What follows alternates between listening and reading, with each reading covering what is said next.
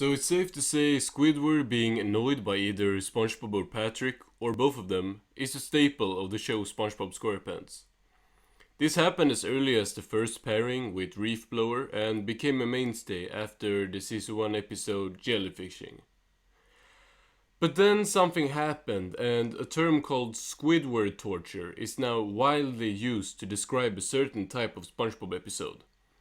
And this trope, Squidward torture, is what we will discuss in today's video. Let's go. Hey! I think the episode Jellyfishing is to blame for the so-called Squidward torture. Now, Jellyfishing is not a bad episode. In fact, it's a pretty good episode. But Squidward gets treated very harsh in the episode. In Jellyfishing, all Squidward really does is being snarky and a douche to Patrick and SpongeBob. And then he proceeds to get hurt a lot of times. Now, the reason this works is because there are no bad intentions from SpongeBob or Patrick, and in fact, they aren't even responsible for most of the harm. Squidward himself is to blame for his first injury, and except for the hold it steady part, Sponge and Pat doesn't do all that much. Then we had the paper later in season 1, which, while not a very good episode in my opinion, is actually less of a Squidward torture episode than Jellyfishing. This episode has no one torturing Squidward but himself, and is instead more of a Squidward obsession episode, which is another trope that I would like to discuss at a later point. But then we have episodes like Smooth Jazz at Bikini Bottom and Cephalopod Lodge, where SpongeBob and Patrick are responsible for pretty much all of the harm done to Squidward. Whereas in Jellyfishing they are only trying to help Squidward have fun. They have no business to get involved with Squidward in either of these episodes. Jellyfishing is a pretty mean-spirited but still charming episode, where you can see SpongeBob and Patrick's good intentions. On the contrary, Smooth Jazz in Bikini Bottom shows the two not leaving Squidward alone, while he really just wants them to... He wants to be by himself and, enjoy his day at the lodge, and SpongeBob and Patrick just... can't leave him alone. In Jellyfishing you are intrigued and amused by the pair, and in the two other episodes you just want them to leave him alone. Then we have The Thing, which is literally just the worst ripoff of Jellyfishing, that takes the plot of the season 1 episode, removes all the charm from the episode, and instead adds the frustration of a bad season 4 episode. In both Jellyfishing and The Thing, Squidward can't communicate with the two as he gets into a situation at Jellyfish Fields.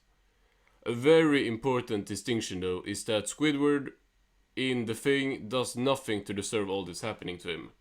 He has to literally leave his own home because SpongeBob and Patrick does a home invasion on him. All Squidward wants to do is watch TV and have some alone time, but nope, SpongeBob and Patrick just walk right into his house. After Squidward has been covered in cement, SpongeBob and Patrick proceeds to torture him for the rest of the episode, thinking he is some animal, which makes it just as bad as if they would know that it's Squidward. This is just animal abuse at this point. In Choir Boys, SpongeBob leaves Patrick to go torture Squidward on his own, and SpongeBob proves that you only need one person to ruin an episode with Squidward torture. Squidward, just like in Cephalopod Lodge and Smooth Jazz, is doing some activity that has absolutely nothing to do with SpongeBob, and yet this little demon just has to follow him. I don't know, it feels like the writers think SpongeBob being bored is enough justification for him to stalk Squidward and ruin his audition.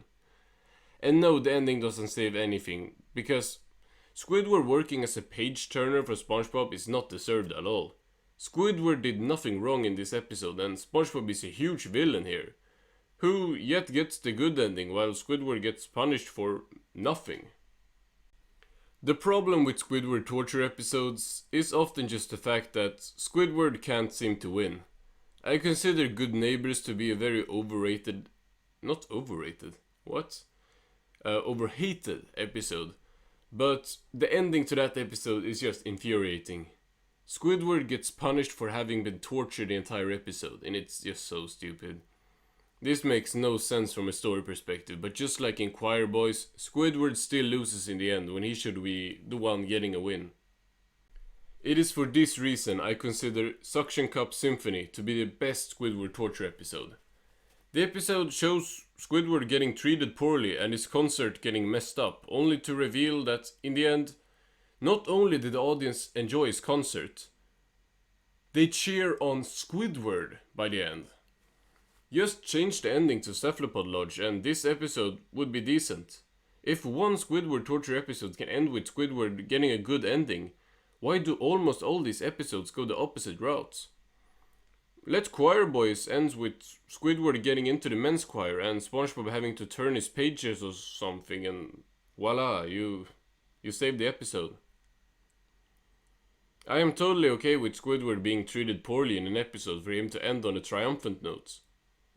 That's exactly what Band Geeks is. And that is the most loved episode of the whole show. The Thing had a good ending with Squidward meeting Kelpie G so close, but they just had to mess it up and it makes no sense. Why can't this man win? It can't just be that he is a grumpy douche, because when he actually changes his personality entirely in Breath of Fresh Squidward and basically turns into SpongeBob, the episode still views him as a bad guy, effectively punishing him for being more like the main character. That is just messed up. Squidward torture was of course most prominent in seasons 6 through 8, and this trope is one of the biggest reasons that people dislike those seasons. But like with most SpongeBob tropes, most bad SpongeBob tropes, they are still prominent in modern SpongeBob to some degree. Squidward's Sick Days is one of the worst Squidward torture episodes in a long time, and that came out this latest season. In this episode, Squidward is too scared to go to work because of his terrible work conditions, so he fakes being sick. This is apparently one of the worst and most horrifying deeds one can commit, because for the remainder of this... Is that a word? Reminder? For the remaining length of this episode, SpongeBob tortures Squidward. And we are talking literal torture here. Jesus. You feel so bad for Squidward here, and the episode ends with him going back to work in these terrible conditions. And then we of course have the previous season 12 has multiple Squidward torture episodes, such as Pineapple RV, Jolly Lodgers, Squids on a Bus, and The Ghost of Plankton. Then season 11 of course has Ink Lemonade, one of the worst and most hated episodes of the whole show. The modern seasons might not have quite as many Squidward torture episodes as the Dark Era, but anyone saying that this trope is dead is just straight up wrong. Here's a little teaser for next week's video. After that, we will probably do the finale for this series, I think. I'm not sure yet. I got some other videos coming soon, so we'll see. Thanks for watching.